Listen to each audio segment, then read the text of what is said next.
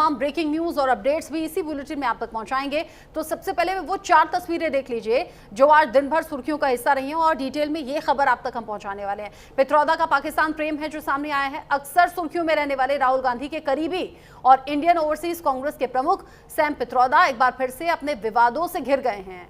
उन्होंने पाकिस्तान को लेकर विवादित बयान दिया। पित्रोदा ने कहा कि उन्हें पाकिस्तान, बांग्लादेश और नेपाल में घर जैसा महसूस होता है। पाकिस्तान प्रेम एक बार फिर से जाग गया है। इससे पहले भी कई विवादित बयान वो दे चुके हैं। दूसरी तस्वीर है, जेंजी को जगाएंगे, देश जलाएंगे क्या? राहुल गांधी चुनाव आयोग पर लगातार हमलावर हैं, ये हम सब देख रहे हैं।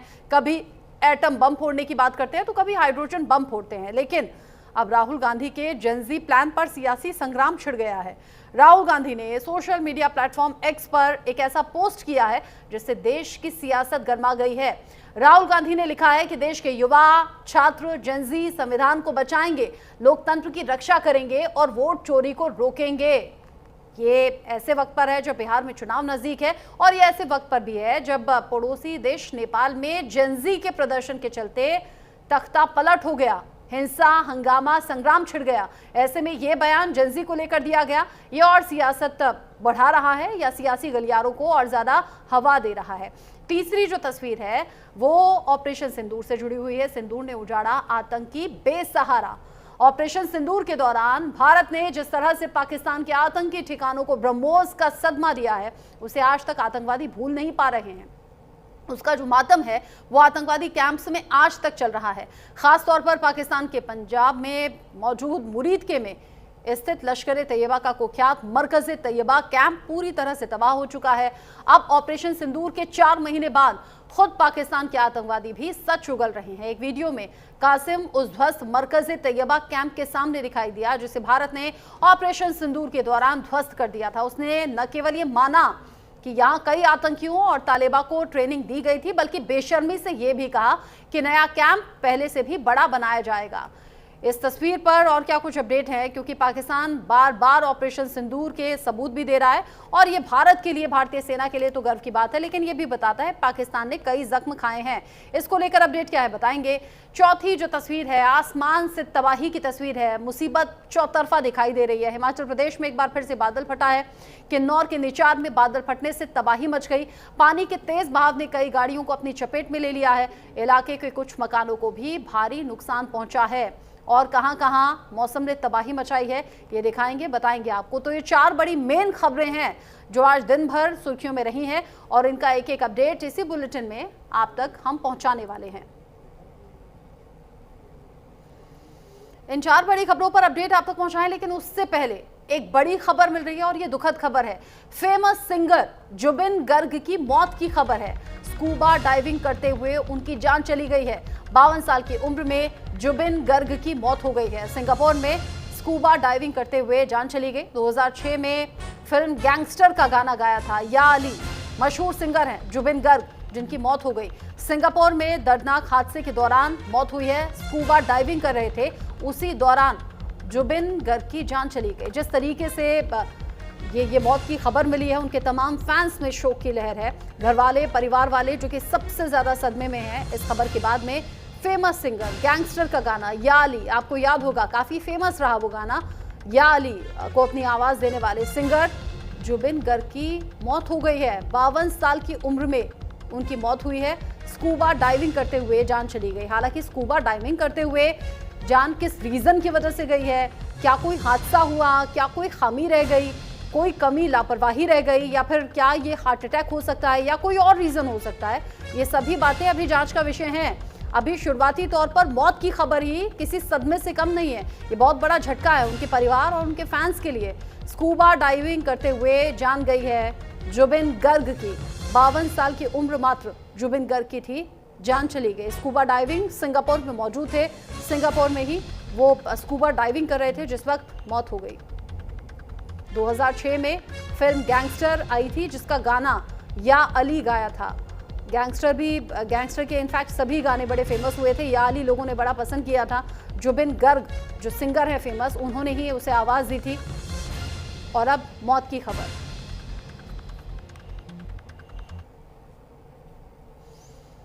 अगली खबर का रुख करेंगे। Indian overseas Congress chief Sam Pitroda का पाकिस्तानी प्रेम एक बार फिर से सामने आया है। वो कह रहे हैं मैं पाकिस्तान गया, मुझे घर जैसा लगा।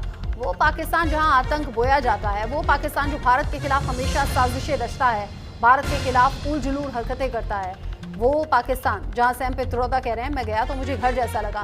पित्रोदा पहले भी पाकिस्तान का गुणगान कर चुके हैं अलग अलग मौकों पर, और वो ये कह रहे हैं कि हमें पाकिस्तान के साथ में संबंध सुधारने होंगे, भारत को पाकिस्तान से रिश्ते मजबूत करने होंगे, ये पित्रोदा कह रहे हैं। साथ ही उन्होंने कहा मैं बांग्लादेश और नेपाल भी गया, मुझे घर जैसा लगा। सैम पित्रोदा का ये बयान जाहिर सी बात है कांग्रेस को सवालों के घेरे में खड़ा करेगा। और सैम पित्रोदा को लेकर इससे पहले भी ऐसे कई विवाद आपने सुने होंगे, विवादित बयानों को लेकर वो अक्सर सुर्खियों में रहे हैं। एक बार फिर से सैम पित्रोदा ने जो बयान दिया है वो पाकिस्तान को लेकर उनका प्रेम जाहिर कर रहा है। कह रहे हैं कि मैं पाकिस्तान गया तो मुझे घर जैसा लगा, बांग्लादेश और नेपाल गया तो मुझे घर जैसा लगा। भारत को चाहिए कि वो पाकिस्तान के साथ रिश्ते बेहतर करे, मजबूत करे।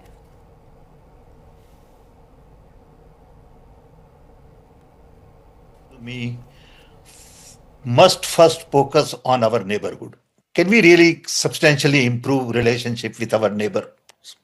They are all small. They all need help. They are all going through difficult times, and there is no need to fight. Of course, there is a problem of violence. Of course, there is a problem of terrorism, and all that is there. But at the end of the day, in that neighborhood, there is common gene pool. I've been to Pakistan, and I must tell you, I felt at home. I've been to Bangladesh. I've been to Nepal, and I feel at home. I don't feel like I'm in foreign country. जाहिर सी बात है Sam Pitroda का ये बयान मुश्किलें कांग्रेस की बढ़ा सकता है। अब आने वाले वक्त में इसका असर भी दिखेगा। अगली खबर राहुल गांधी के एक पोस्ट से जुड़ी हुई है। राहुल गांधी ने सोशल मीडिया अकाउंट एक्स पर एक पोस्ट किया है जिसकी चर्चा भी हो रही है, रिएक्शंस भी खूब आ रहे हैं। देश के जेनजी संविधान को बचाएंगे, ये राहुल गांधी ने अपने पोस्ट में लिखा है। साथ ही ये कहा कि मैं हमेशा उनके साथ में खड़ा हूँ। राहुल गांधी लोकसभा में नेता विपक्ष हैं और उनके बयान के बड़े मतलब मायने निकाले जाते हैं। राहुल गांधी ने वोट चोरी के खिलाफ अपने अभियान को लोकतंत्र की रक्षा की लड़ाई बताते हुए उम्मीद जताई कि देश के युवा, छात्र और जनरेशन जेड वोट चोरी को रोकेगा।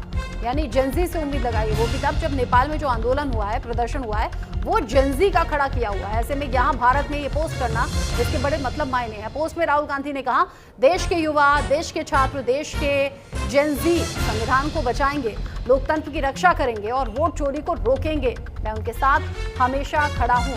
हालांकि बीजेपी तो बैठे बिठाए मुद्दा मिल गया है। वो राहुल गांधी के इस पोस्ट पर अब बयान दे रहे हैं और कह रहे हैं कि क्या चाहते हैं राहुल गांधी, क्या नेपाल की तरह यहाँ भी दंगे हो जाएं, यहाँ भी आग भड़के, विरोध शुरू हो जाए।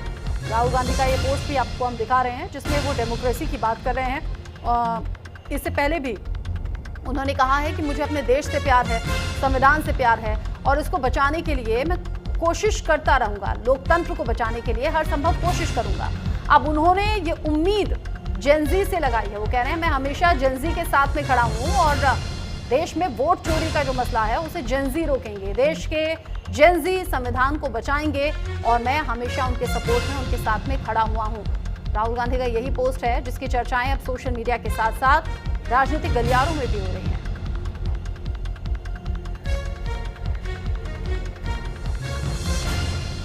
पहले वोट चोरी, एसआईआर का मसला उठाया, सिर्फ बिहार नहीं अलग अलग राज्यों का जिक्र किया और अब राहुल गांधी कह रहे हैं कि जेनजी से उम्मीद है, देश के युवा, देश के स्टूडेंट्स, देश के जेनजी संविधान को बचाएंगे और मैं उनके साथ हमेशा खड़ा हूं। हमने देखा नेपाल में जो सुलगती हुई आग थी, जो जेनजीज का प्रदर्शन था, उसी के चलते केपी शर्मा ओली को अपने पद से इस्तीफा देना पड़ा। कैसे हड़कंप मच गया नेपाल में, ये हमने देखा।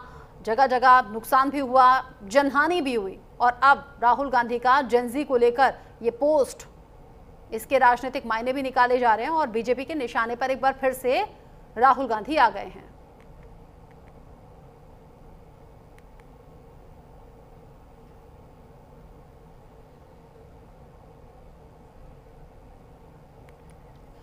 राहुल गांधी के इस बयान पर राजनीतिक प्रतिक्रियाएं भी सामने आ रही हैं, कुछ रिएक्शंस सामने आए हैं। कंगना रनौत क्या कह रही हैं, सुनिए। देश को शर्मसार कर देने वाले बयान दिए हैं, देश को शर्मसार कर देने वाली उनकी करतूतें हमेशा से रही हैं।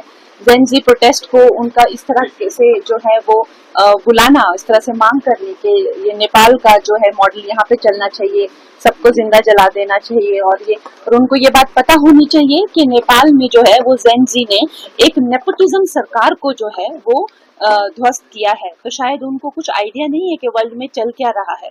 वो लगता है सुबह सुबह आंखें मलते मलते उठते हैं और कुछ भी पोस्ट कर देते हैं, कुछ भी लिख देते हैं। तो उनको ये पता होना चाहिए, उनके जैसे वंशवादियों को उन्होंने वहां ध्वस्त किया है। गांधी पर ही निशाना साध दिया, कहा कि नेपाल में जो कुछ हुआ है भ्रष्टाचार और नेपोटिज्म के खिलाफ हुआ है। तो वो इस बात को जाने कि नेपोटिज्म को लेकर भी लोगों का गुस्सा है, वो कुछ सोचते और समझते नहीं, सिर्फ पोस्ट कर देते हैं। कंगना अकेली नहीं है जो इस पर सवाल कर रही हैं, कई और राजनीतिक रिएक्शंस हैं। राहुल गांधी के इस पोस्ट के मतलब और मायने क्या है, रिपोर्ट देखिए और समझिए। राहुल गांधी का नया ज्ञान, संविधान बचाएगी जेन जी।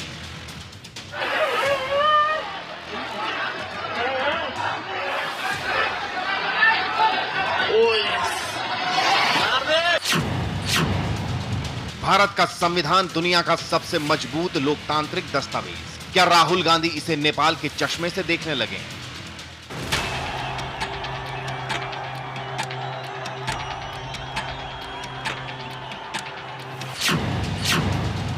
कभी चीन, कभी नेपाल और अब जेन जी को ढाल बनाकर भारत की नींव पर सवाल।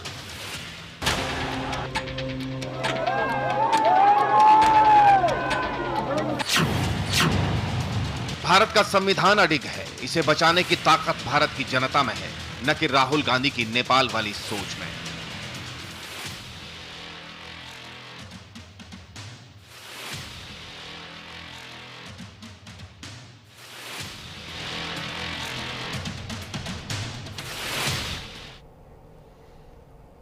जेन जी वाले पोस्ट की तो चर्चा है ही, लेकिन इस बीच राहुल गांधी ने फिर से चीफ इलेक्शन कमीशन पर भी निशाना साधा। बिना नाम लिए राहुल ने चीफ इलेक्शन कमीशन पर निशाना साधा।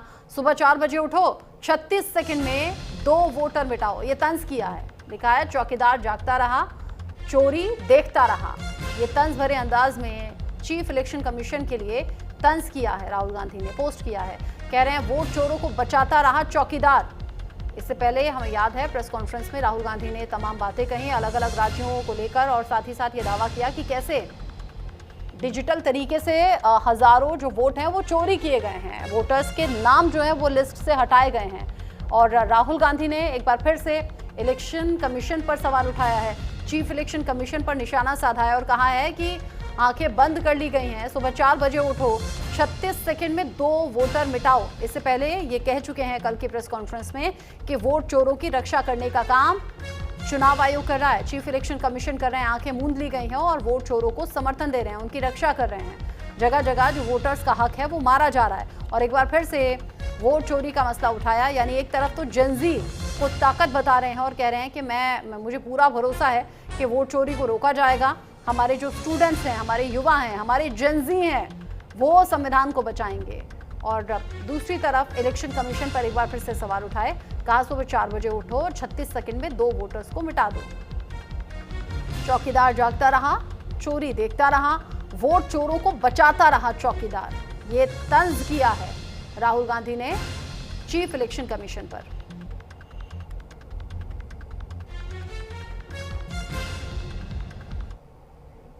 में फाइल कर दी है।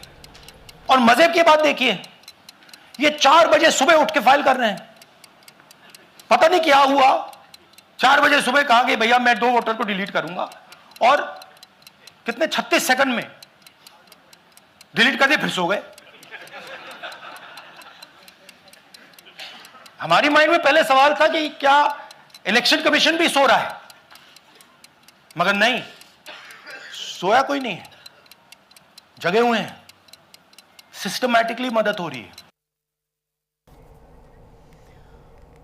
और इस बीच मिल रही है बड़ी खबर। गुरुवार को राहुल गांधी ने महाराष्ट्र में कथित वोटर लिस्ट में फर्जीवाड़े के आरोप लगाए थे। इस प्रेस कॉन्फ्रेंस के बाद में एक नया विवाद है जो अब खड़ा हो गया है। प्रयागराज के यमुनानगर जोन के मेजा इलाके के निवासी अंजनी मिश्रा ने दावा किया है कि प्रेस कॉन्फ्रेंस में दिखाए गए मोबाइल नंबर और वोटर आईडी उनके नाम पर फर्जी तरीके से पेश किए गए हैं। साथ ही अंजनी मिश्रा ने राहुल गांधी पर गलत तरीके से उनका नंबर वायरल करने का आरोप लगाते हुए पुलिस से शिकायत करने की बात कही है। इस घटना से अंजनी मिश्रा को लगातार फोन कॉल्स का सामना करना पड़ रहा है, जिससे उनकी निजता पर सवाल उठे हैं। ऐसे में अंजनी मिश्रा अब सामने भी आ रहे हैं और कह रहे हैं कि मेरा जो फोन नंबर है, मोबाइल नंबर है और मेरा जो वोटर आईडी है वो गलत तरीके से यहाँ पर पेश किया गया है और वो जब सार्वजनिक कर दिया गया है तो लगातार जो फोन कॉल्स हैं वो उनके पास आ रहे हैं। मेरा वोटर आईडी फर्जी तरीके से पेश किया है।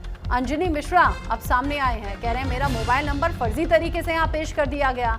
अब मुझे लगातार जो फोन कॉल्स आ रहे हैं उससे मैं लगातार डिस्टर्ब हो रहा हूँ। राहुल गांधी पर और उनकी प्रेस कॉन्फ्रेंस पर सवाल उठा दिए, कह रहे हैं मेरी निजता पर ये सीधे तौर पर चोट है।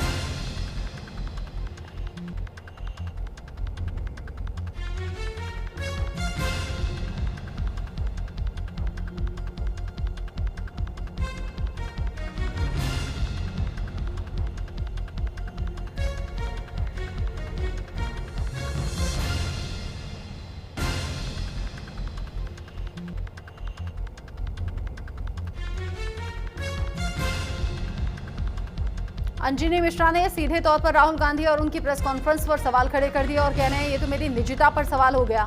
राहुल गांधी ने प्रेस कॉन्फ्रेंस में जो डिटेल शेयर की है, प्रयागराज के निवासी हैं अंजनी मिश्रा, जो बड़ा आरोप लगा रहे हैं और कह रहे हैं कि मेरा मोबाइल नंबर और मेरा जो वोटर आईडी है वो फर्जी तरीके से यहाँ पर पेश किया गया है।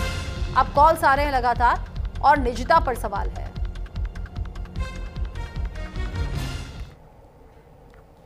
कॉन्फ्रेंस में हमारा नंबर सार्वजनिक कर दिया है, जो कि बहुत सारा दिक्कत फेस करना पड़ा है। इसमें दिखा दिए हैं कि महाराष्ट्र में वोट चोरी हुआ है और हमारा वोटर आईडी डिलीट हुआ है, जो कि ऐसा कुछ नहीं है। ना तो हमारा महाराष्ट्र से आना जाना है, न कुछ है, तो हमारा वोटर बनेगा भी नहीं और न ही डिलीट होगा। ये सरासर फर्जी आरोप है, जो कि हमारे लिए एक तो फर्जी आरोप भी है, प्लस हमारा नंबर सार्वजनिक कर दिए हैं, तो इससे हमको काफ़ी दिक्कत का सामना करना पड़ रहा है, जो कि unknown call, fake call, fraud call ये सब आना शुरू हो गया है।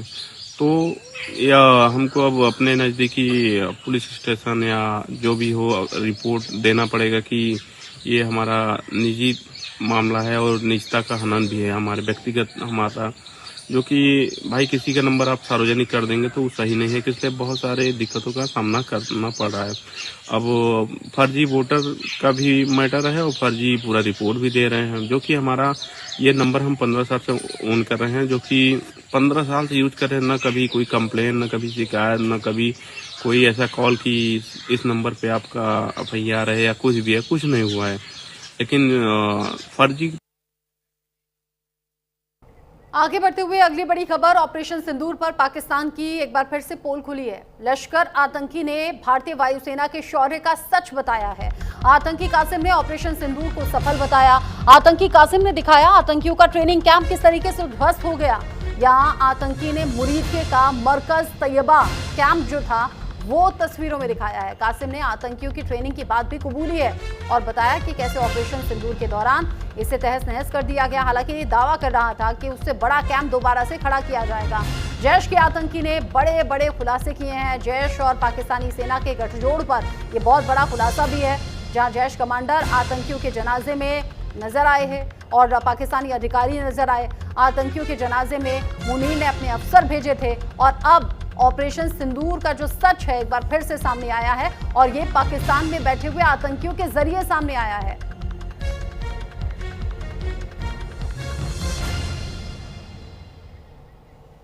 इससे पहले जैश के आतंकी इलियास कश्मीरी ने भी ऐसा ही कबूलनामा सामने रखा था, जिसने आतंकियों के साथ पाकिस्तानी सेना के गठजोड़ को पूरी दुनिया के सामने बेनकाब कर दिया था। इलियास ने कबूल किया था कि जब ऑपरेशन सिंदूर के दौरान भारतीय सेना ने आतंकी ठिकानों पर हमला किया था, जैश के कई आतंकियों को मार गिराया गया था।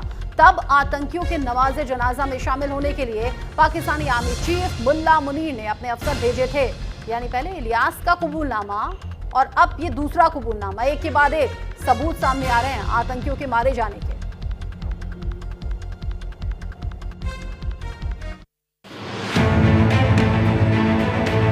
और इधर GHQ से आर्मी चीफ ऑर्डर जारी करता है कि इन शुहादा के ताबूतों को सलामी दी जाए और कमांडर इनके जनाजे में शरीक होगा।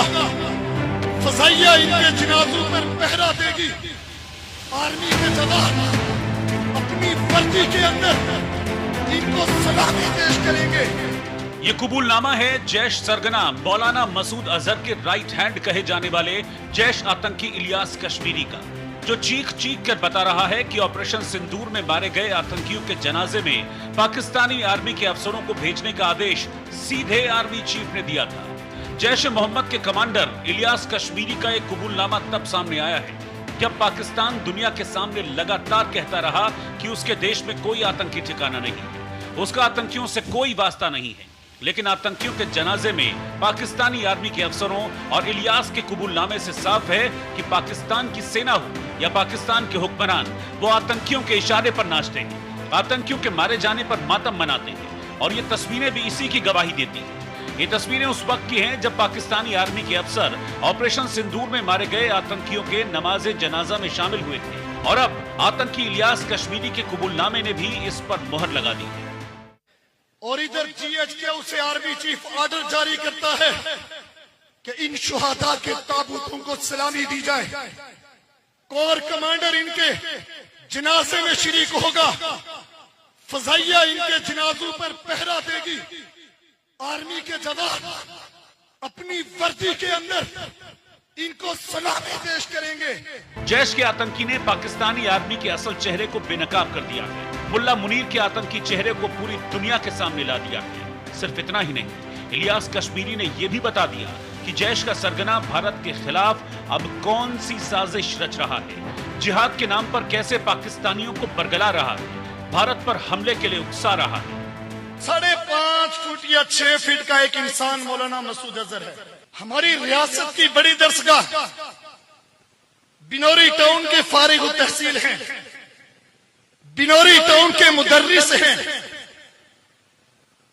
मैदान जिहाद के साथ जुड़े। सुना आपने, जैश का यह आतंकी जिहाद के नाम पर कैसे जहर उगल रहा है। जैश के जलसे में जिहाद के लिए पाकिस्तानियों को आगे जाने के लिए कह रहा है। साथ ही कबूल रहा है कि भारत और पाकिस्तान के बीच जो तनाव के हालात हैं, उसकी वजह भी जैश सरगना मौलाना मसूद अजहर ही है। अल्लाह की जमीन के ऊपर 58 घंटे की इंडिया और पाकिस्तान के माबेन तैयारों की फाइट होती है, जंग होती है। एटमी मुल्क आपस में टकराते हैं।